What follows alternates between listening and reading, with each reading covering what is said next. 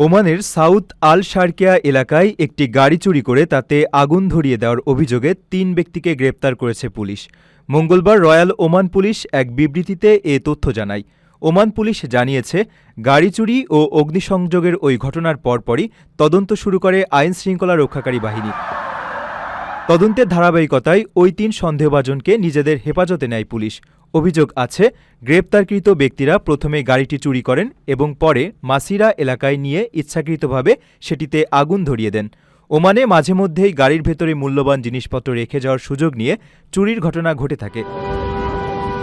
গত কয়েক বছরে সাউথ আল বাতিনা এবং মাস্কাট সহ বিভিন্ন প্রদেশে গাড়ি চোর চক্রের সদস্যদের গ্রেপ্তারের একাধিক নজির রয়েছে।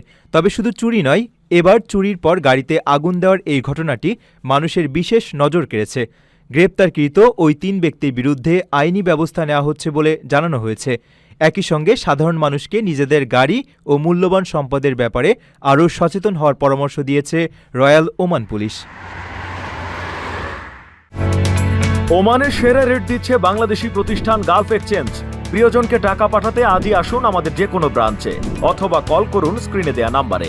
গালফ এক্সচেঞ্জ, বাংলাদেশিদের প্রিয় এক্সচেঞ্জ।